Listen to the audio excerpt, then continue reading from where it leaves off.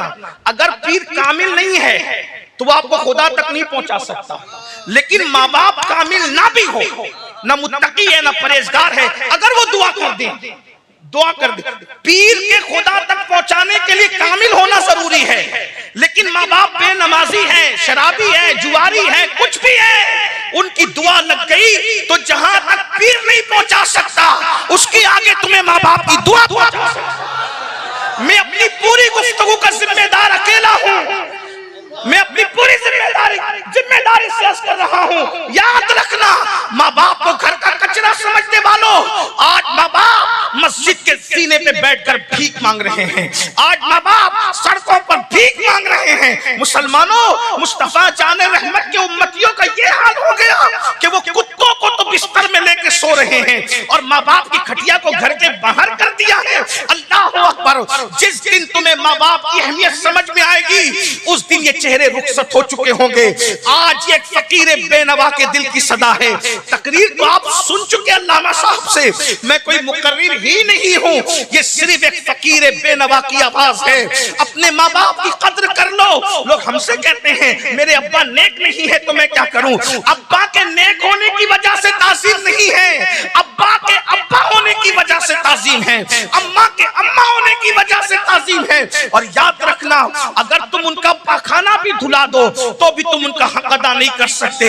एक सहाबी आए और आकर अर्ज करते, या रसूल अल्लाह सल्लल्लाहु अलैहि वसल्लम, मेरी माँ इतनी बीमार है कि मैं माँ का पाखाना धुलाता हूँ, क्या मैंने माँ का हक अदा कर दिया? मेरी माँ ने बचपन में मेरा पाखाना धुलाया, मैंने बुढ़ापे में माँ का धुला दिया, बराबरी हो गई। मेरे आका ने मुस्कुरा के कहा, माँ में और तुम में फर्क ये है, जब माँ तुम्हारा पाखाना धुलाती थी तो दुआ करती थी अल्लाह इसकी उम्र दराज कर, और जब तुम लोग बुढ़ापे में माँ बाप का पाखाना धुलते हो तो दिल से दुआ करते हो बहुत बीमार है, अल्लाह इसको उठा ले। दोनों की सोच में फर्क है। याद रखना, माँ बाप बिस्तर पे हो, हंसने की बात नहीं मेरे जवानों, माँ बाप बिस्तर पे हो तुम्हारे लिए बहुत बड़ी नेमत है।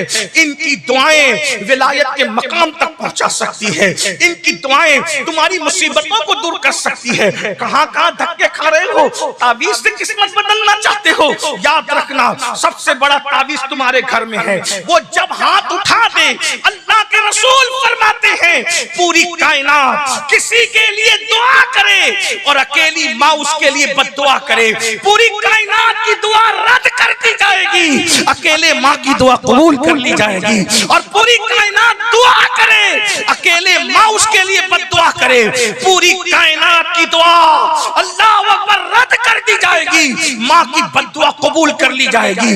हजारों साल की मेहनतें वहां तक नहीं पहुंचा सकती जहां माँ बाप की दुआ पहुंचाती है। दुआ ले लो, अपने माँ बाप को खुश करो, अपने माँ बाप को राजी करो। एक बात बताऊं, माँ कितना प्यार करती है अपने बच्चों से, बाप कितना। एक बाप अपना पूरा शबाब अपने बेटे के लिए कुर्बान, ये जो जवान हुए हो ना, माँ बाप को आंखें दिखाते हो जवान, इसमें बाप ने पूरा शबाब निचोड़ा है, पूरा शबाब। न सर्दी देखा, न गर्मी देखा, न बरसात, कुछ नहीं देखा। आज तो माल की फरावानी है, आज से 20-30 साल पहले हिंदुस्तान में इतना माल नहीं था। अक्सर लोग गरीब थे, चंद लोग मालदार थे 50 साल पहले। हाँ, बिस्तरों पे पेशाब करने वालों, तुम्हारे गीले बिस्तर पे माँ बाप सोते थे और तुम्हें अपने सीने पे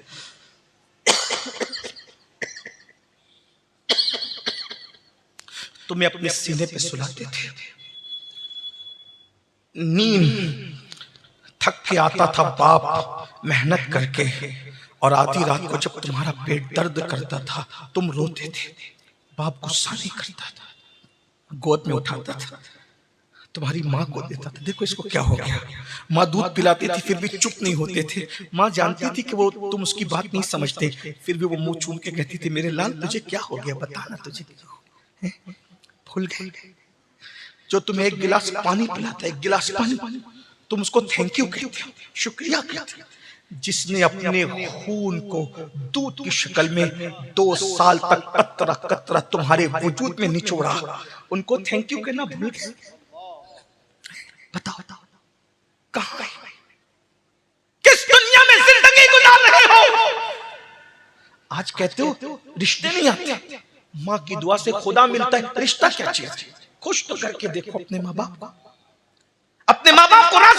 देखो। और मैंने देखा, ये मेरा तजर्बा है, सबको राजी करना मुश्किल है, अल्लाह रसूल को राजी करना और माँ बाप को राजी करना बहुत आसान है, बहुत आसान। इनके कदम तो पकड़ के देखो, इनके पास बैठो ना, एक माँ को ऐसा लगता है जैसे मैं मलिका बन गई हूं जब उसका बेटा उसके गोद में सर रख कर थोड़ी देर लेटता है। तुम्हें बड़े बड़े अलकाबात अच्छे लगते हैं, सर सर, हजरत, किबला, काबा, याद रखना सारे अलकाबात में दिखावा हो सकता है, सारे अलकाबात जरूरत के तहत हो सकते हैं, लेकिन एक बात मैं सच्ची कहूं, पूरे हिंदुस्तान भर में, हिंदुस्तान के बाहर भी लोग पता नहीं क्या क्या कहते हैं, सब सुनकर दिल को तसल्ली नहीं होती। लेकिन जब घर जाते हैं ना, एक मर्तबा माँ बेटा कह के पुकारती है, सारे अलकाबात का हुस्न उस एक लफ्ज बेटा के अंदर सिमट कर आ जाता है। और एक बात याद रखना, जिस दिन ये बेटा कहने वाली आवाज न रहेगी, तुम तलाश करो, ढूंढोगे, तुम ढूंढोगे, तलाश करोगे मेरे अजीज, मेरे भाई, तुम तलाश करोगे, बल्कि उस वक्त तो तुम दुआएं करोगे, काश कि अम्मी ख्वाब में दिखती तक नहीं, मगर फिर वही चेहरे कदरे नेमत बादे ज़वाल, जब ये चेहरे मट्टी में मिल जाएंगे, कभी ख्वाब में भी नजर नहीं आएंगे।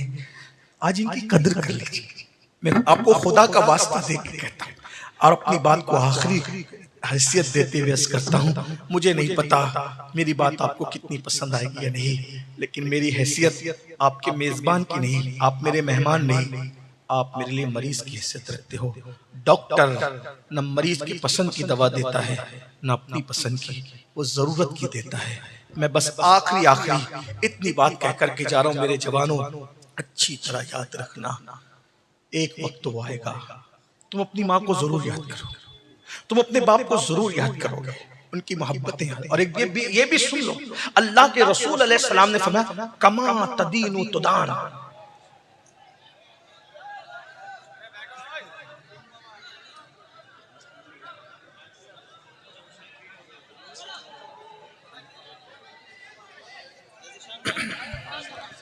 सैयद साहब वाज फरमा रहे हैं, ये सिस्टम ठीक नहीं है, ये तरीका अच्छा नहीं है। आप कितनी अच्छी और नसीहत वाली बातें हो रही है, रो रहे हैं उलमा से लेकर अवाम तक, लेकिन ये सेल्फी लेने के चक्कर में और फ़ोटो खींचने के चक्कर में ये बहुत गलत बात है। आप सभी हजरात बैठें, बड़ी मेहरबानी होगी। आ रहे हैं मेहमान, बुलाया गया है, वो तशरीफ़ ला रहे हैं, सैयद साहब की तकरीर समाअत करें। आ जाने दें हज़रत को, आ जाने दें सब लोग, जब तक दुरूद शरीफ पढ़ लें। दरूद पाक पढ़िए, अल्लाहुम्मा सल्ले अला,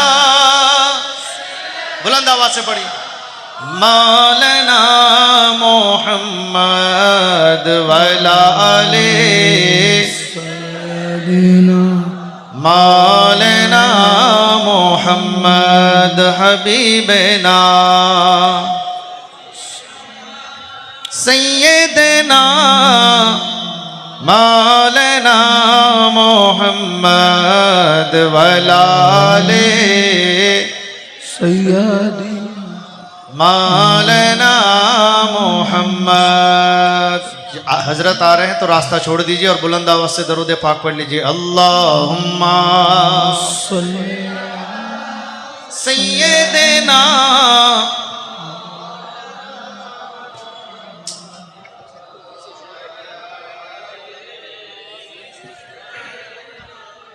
मौलाना मोहम्मद हबीबना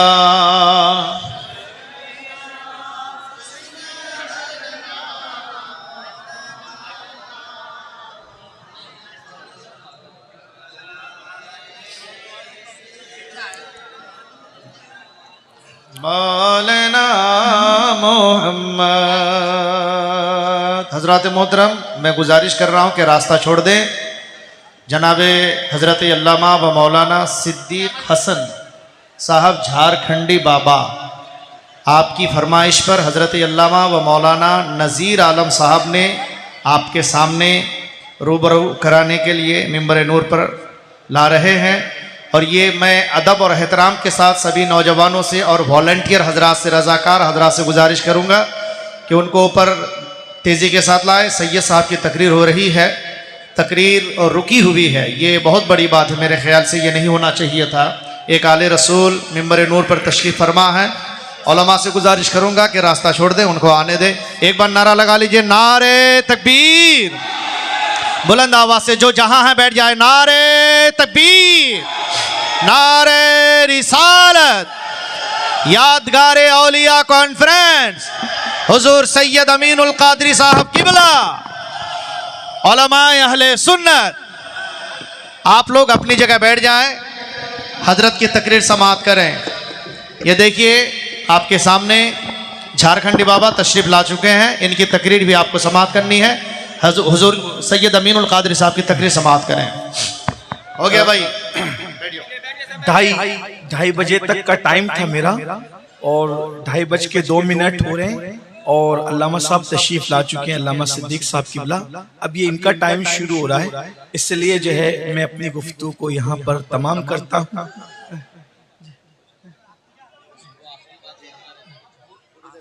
अच्छा, एक बार सब दुरूद शरीफ पढ़ें, रब दुरूद शरीफ पढ़ें सब लोग। अल्लाहुम्मा सल्ली अला सय्यदना मौलाना मुहम्मदिन मादनिल जूदी वल करम व आलिहि व सहबिहि व बारिक वसल्लम सलातु व सलाम अलैका सय्यद। तो मैं आखिरी बात के तौर पे ये अर्ज कर रहा था कि ये जो हमारे माँ बाप हैं, इनसे बड़ा मुर्शिद, ये जहां तक इनकी दुआ बहुत पावरफुल दुआ है और ये नेक होने की वजह, ये हुजूर अलैहिस्सलाम ने फरमाया, हुजूर की जबान से निकला है ना कि उनकी दुआ कबूल है, तो वो कबूल है। पत्थर पे जो लकीर बनती है ना, उससे मजबूत, पत्थर की लकीर से मजबूत मुस्तफा जाने रहमत का कौल है। जब उन्होंने कह दिया कि माँ बाप की दुआ कबूल है तो फिर कबूल है। और ये माँ बाप हमसे बहुत प्यार करते हैं। मेरे भाई इतना समझ लो कि अल्लाह के रसूल अलैहिस्सलाम ने फरमाया, कमा तदीनु तुदान, तुम जैसा करोगे तुम्हारे साथ वैसा किया जाएगा। अगर तुम अपने माँ बाप का दिल दुखाओगे तो तुम्हारी औलाद भी तुम्हारा दिल दुखाएगी। अगर तुम उनको तड़पाओगे तो तुम्हारी औलाद भी तुम्हें तड़पाएगी। अगर तुम अपने माँ बाप को तरसाओगे तो तुम्हारी औलाद भी तुम्हें तरसाएगी। बल्कि सिर्फ सूफिया तो यहाँ तक फरमाते हैं कि हर बंदे को मरने के बाद उसके अमल पर अजाब दिया जाता है, मगर माँ बाप का गुस्ताख, बेअदब और दिल दुखाने वाला दुनिया ही में जलील होकर मरता है। माँ बाप के गुस्ताख को उस वक्त तक मौत नहीं आती जब तक कि वो जलील न हो जाए। लेकिन उसके बाद भी माँ बाप को कितना ही सता लो, कितनी तकलीफ पहुंचा लो, कितनी अजियत दे दो, वो बहुत जल्दी से तुमसे नाराज नहीं होते, वो तुमसे प्यार करते। बहुत एक बात को, बहुत बेलोस मोहब्बत है माँ बाप। हर बंदा हमारी सिफत से मोहब्बत करता है, इस पे ध्यान देना, तवज्जो है। अब आपने कहा उलमाए किराम का हुक्म है तो इनके हुक्म पर अमल करने में कोताही ना हो जाए। मैं सिर्फ इनके हुक्म पर अमल करती रह कर रहा हूं, तवज्जो करें। आप समझते हैं इस बात? हर बंदा अपनी सिफात से मोहब्बत करता है, हमारी जात से कोई मोहब्बत नहीं करता। आज आपने सिलीगुड़ी के अंदर अगर अल्लामा रूहुल अमीन साहब को बुलाया, अल्लामा सिद्दीक साहब को, मुआज़ ईशान साहब को, इनको बुलाया, क्यों बुलाया पता है? ये मुकर्रिर इसलिए बुलाया, ये नाज़िम इसलिए बुलाया, ये आलिम इसलिए बुलाया, ये पीर इसलिए बुलाया, ये लोग तकरीर कर लेते हैं इसलिए बुलाया। अल्लाह ना करे, 1000 बार ना, करोड़ बार ना करे, दुश्मनों के कान बहरे हो, खाकम बदहन, अगर तकरीर करने के काबिल हम लोग न रह जाएं, कोई नहीं बुलाएगा, कोई नहीं बुलाएगा। मतलब आपको हमसे प्यार नहीं है, सच्ची बात। ये जो अल्लामा सिद्दीक साहब के पीछे भाग रहे हो, अल्लामा रूहुल अमीन के पीछे भाग रहे हो किसी और, तो आपको हमसे प्यार नहीं है। तकरीर अच्छी करते हैं, तकरीर से प्यार है, नात अच्छी पढ़ते हैं। बैठ जाओ भैया, थोड़ी देर बैठ जाओ। पीछे लोग देख नहीं पा रहे हैं, सामने बीच में जो नौजवान है बराए करम बैठ जाए। गुफ्तगू अच्छी हो रही है, समाअत करें, बैठ जाइए। पीछे वाले देख नहीं पा रहे हैं, बहुत अच्छा, सुभान। तो सब हमारी सिफात से मोहब्बत करते हैं। कोई हमारी जात से मोहब्बत, जात से मोहब्बत सिर्फ माँ बाप करते हैं। बीवी भी जो है ना हमारी जात से मोहब्बत नहीं करती, बीवी भी, इसलिए वो सिफात से, शौहर होना सिफत है, जब तक शौहर है मोहब्बत है, अगर अल्लाह ना करे तलाक दे दे या जुदाई हो जाए तो नफरतें हैं। ये बात याद रखना। जमीन के ऊपर और आसमान के नीचे दो ही हस्तियां हैं जो हमारी जात से मोहब्बत करती है, सिफात से कोई लेना देना नहीं। एक तो हमारा रसूल, एक हमारा नबी, एक हमारा नबी जो हमारी सिफात से नहीं, उन्हें लेना देना है नहीं इस पर कि अमीरुल कादरी नेक है कि बद है। रब्बे हबली उम्मती, हाँ ये काला है कि गोरा है, इसका नसब क्या है, कोई लेना देना नहीं, पढ़ा लिखा है कि अनपढ़ है, बल्कि वहां तो बस उम्मती है, इसलिए प्यार है। और इतना प्यार है कि सजदे में सर है और रब्बे हबली उम्मती की सदा है। ये महबूब है, हमारे आका हैं, उम्मती से प्यार है। पापी है तो उम्मती से प्यार, बल्कि अल्लाह पर इतना प्यार है कि जब खुदा के कुर्ब में पहुंचे तो अल्लाह ने कहा अस्सलामु अलैका अय्युहन नबी। उलमा मौजूद है, अस्सलामु अलैका जवाब ये बनता है, क्या बनता है? अस्सलामु अलैका वस्सलामु अलैया। अलैका का जवाब अलैया बनता है, अलैना नहीं बनता। मगर रसूलुल्लाह ने क्या कहा? अस्सला वस्सलामु अलैना व अला इबादिल्लाहिस सालिहीन, कि हम पर सलाम में वाहिद का सेगा है और जवाब में जमा का सेगा है, और जमा में भी फिर सालिहीन को अलग किया है। वस्सलामु अलैना व अला इबादिल्लाहिस सालिहीन, हम पर भी और तेरे नेक बंदों पर भी। तो ये हम में कौन है? अल्लाहु अकबर। नेकों को अलग किया क्योंकि वो सलाम के काबिल थे, लेकिन गुनहगारों को अपने साथ समेट लिया कि इनके गुनाह की वजह से इनको अलग न कर देना, इनको छाट न देना, महबूब की वजह से इन मुजरिमों पर भी सलाम। इतना प्यार है उम्मत से, और ये उम्मत का हाल देख लो। और दूसरा कौन हमसे प्यार करता है? उन्वान के तहत हमारे माँ बाप। जब हम मुकर्रिर नहीं थे तो भी वो हमसे प्यार कर रहे थे, हम मुनाफिका नहीं थे तो भी हमसे प्यार कर रहे थे, गलाजत धुला रहे थे तो भी प्यार कर रहे थे, नाक बह रही थी तो भी प्यार कर रहे थे, बिस्तर में पेशाब कर रहे थे तो भी प्यार कर रहे थे। अब आप मुझे बताएं ना, अगर आज किसी मुकर्रिर की नाक बह जाए ना, समातों पे गिरा गुजर रहा होगा, लेकिन बहुत बुरी बात करके बहुत अच्छा फलसफा समझाने की कोशिश, इसलिए समातों में बार मैं ऐसी बात नहीं करता, लेकिन इसके लिए मुझे थोड़ा नीचे उतरना पड़ेगा, वरना हमारे यहाँ मसलक ये है, सूफिया का मसलक, कि हमें अबे कहने से भी मना किया गया। एक मर्तबा ख्वाजा बंदा नवाज गेसू दराज एक मुफ्ती साहब से, जो हकीम भी थे, दोस्त भी थे, उनसे मिलने गए तो एक हिंदू आया दवा लेने के लिए, उसका नाम बन्नू था, तो उन्होंने कहा अबे बन्नू बाद में आना। तो बंदा नवाज सरकार ने कहा मुफ्ती साहब आप भी अबे बोलते हो? आप भी अबे बोलते हो?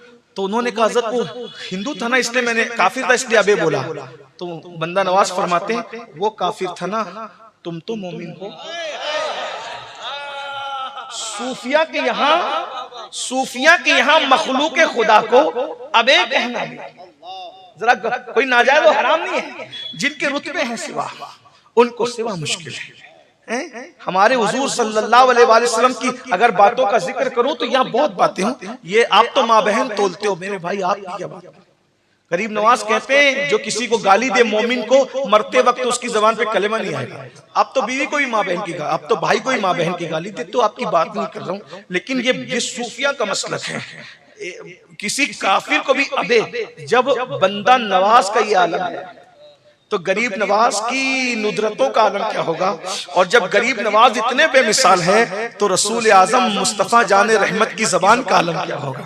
हुजूर ने अपनी पूरी जिंदगी में सबसे गुस्से में जो बात की, हुजूर अलैहिस्सलाम ने अपनी पूरी जिंदगी में सबसे गुस्से में किसी से कोई बात की तो क्या कहा? तेरी नाक खाक आलूद हो, क्या कहा?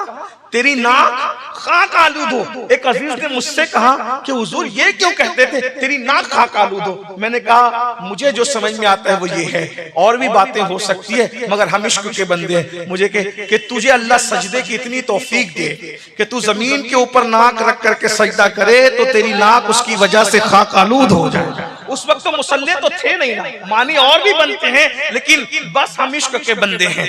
बात ये है, आपको पता है हमारे बुजुर्गों का हाल ये था, हमारे बुजुर्गों की शान ये थी। बहरहाल तो अर्ज क्या कर रहा था कि हम अगर किसी आलिम की नाक निकल गई तो लोग उसको अच्छा नहीं समझते, लोग मुंह फेरने लगते, बल्कि तकरीर में पसीना ज्यादा निकले और ऐसे कपड़े पहने हों कि जिसमें पसीना दिखता है तो भी लोगों को घिन आती है। ये बात याद रखना आप। हाँ, आप मुझे बताएं, इतने बड़े मनसब पे फायज होकर सिर्फ नाक निकला है और पसीना निकला है तो हमें घिन आने भी चाहिए, तबीयत की नजाफत होती है, अच्छी बात है। लेकिन हमारे माँ बाप तो हमारी गलाजतों के बाद भी, पाखाने के बाद भी हमसे प्यार कर रहे थे। तो सारी दुनिया आपकी सिफात से प्यार करती है और आप उन पे फिसल रहे हो, और जो सिर्फ आपकी जात से प्यार करते हैं। और वो रिश्ता कुदरत ने इतना मजबूत बनाया है, दोस्त में झगड़ा हुआ दोस्ती टूट गई, बीवी से इख्तिलाफ हुआ तलाक हुआ रिश्ता टूट गया, पीर से बैत तोड़ दी रिश्ता टूट गया, मुकर्रिर से बातचीत बंद हुई रिश्ता टूट गया, इमाम मस्जिद से फारिग हो गया रिश्ता टूट गया। लेकिन ये माँ बाप है, माँ बाप नाराज हो तो भी रिश्ता नहीं टूटता, मर जाए तो भी रिश्ता नहीं टूटता। अगर कोई किसी के बारे में वो तेरा, अरे वो फुला था ना, वो अब्दुल रहमान तक चला गया, इमाम साहब के बारे में कुछ कहा, लेकिन माँ बाप से कितने भी नाराज हो क्या कहेंगे? मेरे माँ बाप ऐसे, मेरे माँ बाप, यानी माँ बाप का रिश्ता ऐसा है, ये टूट ही नहीं सकता। ये बहुत मोहब्बत करते हैं। आखिरी बात जो कह रहा था उसको समझ ले, फिर बात खत्म होती कि आप माँ बाप को छोड़कर कुछ भी कर ले, आपको कोई खुशी नहीं मिलेगी, अल्लाह तक नहीं मिलेगा आपको। बस इस सिलसिले में जो आखिरी बात दर्द दिल के तौर पे पहुंचाना है, उसका माहौल बन गया। मैं इंतजार इसी का कर रहा था, आप थोड़ा सा बेचैन हुए थे। सुनिए, हमारी जमात में, हमारे बुजुर्गों में, सूफिया में एक बहुत बड़े बुजुर्ग हैं, सुल्तानुल आरिफीन हजरत सैयदुना बायजीद बुस्तामी रहमतुल्लाह अलैह। सुन ले इस पर। हजरत बायजीद सैयदुत ताइफा ताउसुल उलमा हजरत जुनैद बगदादी फरमाते हैं कि वलियों की कायनात में बायजीद को वो मकाम अल्लाह ने अता किया है जो फरिश्तों की कायनात में अल्लाह ने जिब्रील अलैहिस्सलाम को अता फरमाया। हमारे यहाँ वलियों के सूफिया ने मुख्तलिफ तबके बताए। सैयदी आला हजरत इमाम अहले सुन्नत ने 28 दर्जे बताए विलायत के, बाज लोगों ने 100 बताए, बाज ने 70 बताए। जितने भी हो सब ने अपने अपने तजर्बे के हिसाब से बताया है ना। तो मगर इतना जरूर है कि कुछ मनसब हैं, विलायत में एक मंजिल आती है, विलायत में एक मंजिल आती है, उसको मकाम हुजूरी कहते हैं। विलायत में एक मंजिल आती है, आप इसको शायद इस इस्तिलाह को सूफिया की ना समझ सकें, लेकिन उसको समझाने के लिए इतना समझ लें कि ये जो मकाम हुजूरी है सूफिया के नजदीक, उसमें बंदा जिधर नजर उठाता है उधर यार का जलवा उसको नजर आता है। बायजीद बुस्तामी बचपन ही में वली बन गए थे, लेकिन दिल में लालच ये थी कि मुझे मकाम हुजूरी मिले, यानी मैं जिधर नजर करूं उधर यार का जलवा नजर आए। मेरे इमाम ने भी इस तरह इशारा किया है, जब फना फिर रसूल बंदा होता है, वही जलवा शहर बशहर है, वही अस्ल आलमे दैर है, वही लहर है, वही बैर है, वही पाठ है, वही धार है, उन्हीं की बू माये समन है, उन्हीं का जलवा चमन चमन है, उन्हीं से गुलशन महक रहे हैं, उन्हीं की रंगत गुलाब में है, वही है अव्वल, वही है आखिर, वही है जाहिर, वही है बातिन, उसी के जलवे, उसी से मिलने, उसी से उसकी तरफ गए थे। मुख्तलिफ मकाम पर उन्होंने जिक्र किया है। जब बंदा फनायत में जाता है तो क्या होता है, तो वो चाहते थे कि मुझे मकाम हुजूरी मिल जाए, यानी जिधर नजर करूं उधर यार नजर आए। माँ थी, बूढ़ी हो गई थी। एक दिन वो माँ के पास आए और माँ के पास बैठ कहने लगे, अम्मी मुझे मकाम हुजूरी चाहिए, मुझे मकाम हुजूरी चाहिए। और मैं रात दिन इबादत करने की कोशिश करता हूँ, मगर तुम्हें पालना है, तुम्हारी खिदमत करना है, कमाना है, रोटी रोजी करना है, उसमें इबादत का मौका मिलता है, फिर काम पे लग जाता हूँ। तो जो मकाम चाहता हूँ वो मकाम मुझे मिल नहीं पाता। अगर माँ तुम इजाजत दो तो मैं जंगल में चला जाऊं, रात दिन अल्लाह अल्लाह करूं, इबादत करूं, तो मुझे मकाम हुजूरी मिल जाएगा। माँ का जवाब था, बेटा माँ तो औलाद की हर खुशी के लिए कुर्बानी देती है। अगर तुमको ऐसा लगता है कि मुझे छोड़कर तुम्हें अल्लाह मिल जाएगा, तो मेरी तरफ से इजाजत है, तुम चले जाओ। बायजीद बुस्तामी 40 साल तक जंगलों में अल्लाह की इबादत करते रहे। 40 साल तक खाना नहीं खाया। हो सकता है लोग इसको कहानी किस्सा समझे, लेकिन 40 साल में उन्होंने खाना नहीं खाया। दरख्त की पत्तियां खाते थे और उसी पे सहरी और इफ्तार करते थे। बुजुर्गों ने लिखा कि उनकी गर्दन हरी हो गई थी दरख्त की पत्तियां खाते खाते, और उन 40 सालों में कभी आईना भी नहीं देखा, बस यार की इबादत में मसरूफ, इबादत इबादत इबादत। एक दिन एक जंगल से दूसरे जंगल जा रहे थे, भूले भटके उनको बस्ती नजर आई। जब बस्ती नजर आई तो सुल्तानुल आरिफीन ने जहन पे जोर दिया, तो लगे ये तो मेरे शहर की बस्ती, ये बुस्तान की बस्ती है ना। जब बुस्तान में पहुंचे तो माँ याद आई। 40 साल के बाद माँ याद आई। इतने मसरूफ थे इबादत में कि माँ को भी फरामोश किया, दोस्तों को भी, खुद को फरामोश कर दिया खुदा की इबादत में। इतने मगन हो गए, इतने डूब गए खुदा की इबादत में, महव इबादत हो गए। जब माँ याद आई तो ख्याल किया, चलो यार आज माँ से मिलते हैं। शैतान ने वसवसा डाला, तुम बूढ़े हो गए, माँ तो इंतकाल कर गई। फौरन ख्याल है, अगर अम्मी का इंतकाल भी अगर हो गया हो तो कम से कम माँ की मजार पे तो फातिहा पढ़ने चले तो सही। जब गए तो देखा कि घर सलामत है। सोचा घर सलामत है, मकान सलामत है, मतलब मकीन भी सलामत है। सोचा अम्मी से मिल लूं, दस्तक दूं। फिर ख्याल आया, बायजीद तुमने बचपन से आज तक कभी माँ को नींद से नहीं उठाया, अब माँ को नींद से उठा के माँ को दुख मत दो, उसकी नींद में खलल मत करो, तौहीन मत करो, बैठो माँ के जगने का इंतजार करो। बायजीद बैठ गए सुल्तानुल आरिफीन, और बैठ के माँ के जगने का इंतजार करने लगे। तो एक ख्याल आया, 40 साल हो गए माँ से जुदा हुए, माँ बूढ़ी हो गई, मैं बूढ़ा हो गया तो माँ तो और बूढ़ी हो गई। बुढ़ापे की वजह से अगर माँ मुझे पहचान न सकी तो मैं कैसे साबित करूंगा कि मैं ही बायजीद तेरा बेटा हूं, कैसे बताऊंगा। सोचा बचपने के कुछ वाकयात बताऊंगा, ये बताऊंगा वो, जो भी। इसी तरद्दुद और मखमसे में माँ बेदार हुई। जब माँ के कदमों की आहट सुनी, बायजीद खड़े हुए और जैसे ही 40 साल पुराने अंदाज में घर के दरवाजे पे 2 हाथ मारे, अंदर से आवाज आई, एक भर्राई हुई आवाज, बायजीद तू आ गया, बायजीद तू आ गया। दरवाजा खोला, बायजीद की आंखों में आंसू थे टप टप। बायजीद तुम तो सोच रहे थे 40 साल के बाद माँ पहचानेगी कि नहीं पहचानेगी, तेरी माँ ने तो आज तक तेरे दस्तक के अंदाज को भी फरामोश नहीं किया। बायजीद माँ तो दस्तक का अंदाज भी जानती है। दरवाजा खुला, माँ को यकीन नहीं आ रहा था कि मेरा बेटा आ गया। माँ बच्चा बेटा कितना भी बड़ा हो जाए, बूढ़ा हो जाए, माँ के सामने तो वो बच्चा ही रहता है। माँ ने उसी बचपने के अंदाज में दोनों गाल पकड़े और गाल पकड़ के बेचैनी से कहा, तू आ गया बायजीद? हाँ माँ मैं आ गया। तू आ गया? हाँ माँ मैं आ गया। बायजीद तू आ गया? हाँ माँ मैं आ गया। जब माँ को यकीन हो गया कि मेरा बेटा आ गया, यकीन तो नहीं आ रहा था, कई बार में जब यकीन आया मेरा बेटा आ गया, तो माँ ने बड़ी सादगी से कहा, मेरे लाल क्या हाल कर रखा है। माँ खुदा की इबादत में ये मस्ती हो गई। माँ ने फौरन पूछा, जिस मकाम को पाने गए थे क्या वो मकाम मिल गया? मकाम हुजूरी पे फाइज हो गए आप? बायजीद ने कहा, नाकामी के जज्बे के मिले जुले लहजे में कहा, नहीं माँ, नहीं माँ, जो मकाम चाहता था वो मकाम नहीं मिला, नहीं मिला, नहीं मिला। कितने साल हुए? मत 40 साल में मैंने अनाज नहीं देखा, आईना नहीं देखा, रात दिन इबादत में रहा और अभी तक वो मकाम नहीं मिला। मैंने कहा 40 साल हो गए और ये मकाम तुम्हें नहीं मिला?